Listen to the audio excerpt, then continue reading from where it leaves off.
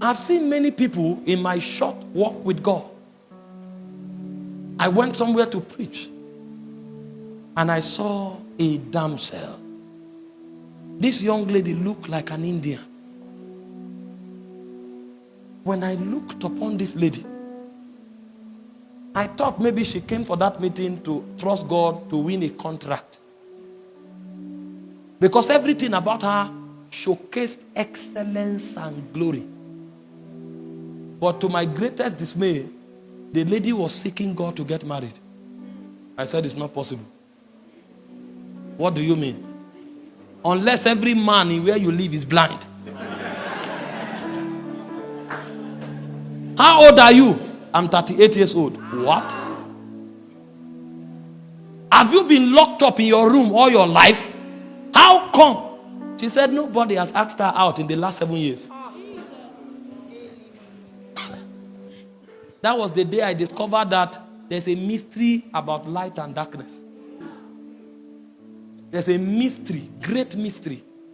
It was from that day that I came up with the understanding that it's not beauty that gets people married, it's favor. But you see, there are many people who don't have enough light. They spend all their money on hair, on eyelashes, and on fingernails. But when you have light, you will know that there is an economy that Esther had. That even when nobody should see the king, she broke protocol. And when she entered, the king stood up and said, the search is over. It will take light. It will take light. Too many people don't have light. Somebody entered ministry. He wanted to start ministry in Abuja. And he gathered 100 million and entered the city. Said they've come to take over the city. He said, relax. How much is billboard? He paid for it. How much is tent? He paid for it. After 4 months, they became 3 in the tent. That was when he knew that what you need to start a ministry is not money, it's light. I wish you understood the excellency of light. You wouldn't jump into that business until you have light. If you understood the excellency of light, you will not start that course. They told you medicine is lucrative. Meanwhile, if you had checked in light, your career is in music. You would not have wasted. We were not wise. We were not trained. If I knew, I would have been studying God from 10 years. If I knew this is where I would end, I was in the studio with lab coat. All the chemicals I studied, I have not used one. Because I didn't have light.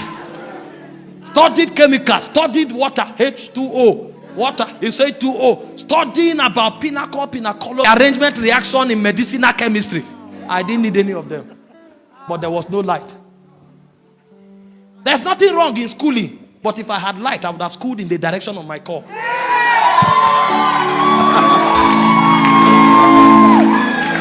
I would have schooled. It would have equipped me better. But I didn't have light. I was groping in darkness for many years before I began to hear the sounds of heaven.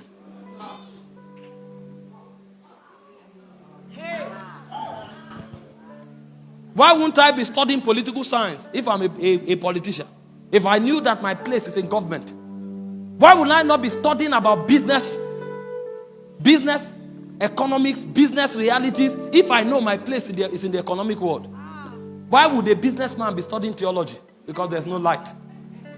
And when you finish your master's, you will now need to go back for apprenticeship to learn your life and your calling. And so what light comes to do is that it gives you authority for rulership, and then it gives you power to crush the enemy. There are most of you here, the challenge that your family is going through, the challenge your ministry is going through, the challenge you are going through is darkness at work. If you had one flicker of light shine through that darkness, that challenge would have crumbled. And so the excellency of the presence, the glory of the presence, is the fact that the presence furnishes you with light. Light that is consistent with your destiny. It looked at Jeremiah. He said, before you were formed in your mother's womb, I knew you. I ordained you and I sanctified you to be a prophet. You are not a priest. Your great-grandfather, your grandfather, and your father may be priests. You are a prophet. And your order of the prophetic is to uproot and to plant. And so when Jeremiah enters a city, he knows that he's an architect of civilization. If he sees something that is not consistent with the will of God, he can say, by this time next year, vanish from the face of the earth. Because he found his destiny. That kind of precision and accuracy, you can't pick it in the market. You can't pick it in the Bible school. You will only pick it in the presence. The greatest crisis of destiny is dislocation. Men that should go to Nineveh are on a boat going to another direction. And because they are not in the direction of their destiny, all their efforts count for nothing. Hear this. Your effort will be wasted until light comes to you. I've taught many times, if you are in the wrong direction, speed is not an advantage. Imagine if I'm supposed to go to Benue and I face Gombe. I'm driving on high speed. I have an accident. I stop, change the tire. Engine knock, I repair it. Put in all the labor. After 2 days, I will now arrive Gombe. I'm farther from my destination. But if I had light and somebody tells me, take left, not right, all of that waste wouldn't have been necessary. The excellency of the presence is that the light of God is furnished. And that light gives you authority to prosecute destiny. And that light gives you authority to destroy the enemies of your destiny. You are not a victim. You are just in darkness. And the moment light comes to you, you will discover how helpless the devil is. The devil is not as strong as he parades himself to be. He's a defeated foe. He's having spoiled principalities and powers. He made a public show of them, triumphing over them by the cross. The devil is not powerful. The devil only has instrument of deception that he uses to keep the sons of light in captivity. The moment light comes to you, you will discover your rulership over the devil. That's the excellency of the presence of God. That light dwells in God's presence. And so what does light do? Two things. Number one, light gives you authority in the realm of God. Because if you see things the way God sees them, then you can do them the way God does them. Jesus said that everything I do is what I see my Father do that I do. So light is the symbol of authority in the spirit realm. In Job chapter 38 verse 4, it said, declare now if you have understanding. What gives you the right to change things? What gives you the right to speak? What gives you the right to change things is the measure of light that is in you. If you have no light, you have no authority in the realm of God. What gives men power and authority in the realm of God is the light with which they are walking. In John chapter 1 verse 4 to 5, it said the light shines in the darkness. And it said the darkness comprehended it not. Every time light comes to you, you become an authority. And so the way God strengthens his servants is that he allows his light to shine upon them. You know the moon has no light. The light of the moon is received from the sun. But the moon is the ruler of darkness. And so the reason the moon is the ruler of darkness is because it's drawing light from the sun. That's how we also live and exercise authority on the face of the earth. Because every time we interact with the light of God, we begin to exercise authority. And Job said in Job 29 verse 3, he said, by light I walk through darkness. If there's anything in your life challenging your Christian experience, it's because there's no light in that area. And so the cure to that problem is to visit the presence again. Because the moment light comes, authority is bequeathed. The second thing light does is that it crushes the enemy. The devil will remain a tyrant in your life until light comes. The moment light comes without talking, the devil will run. See what you are struggling with.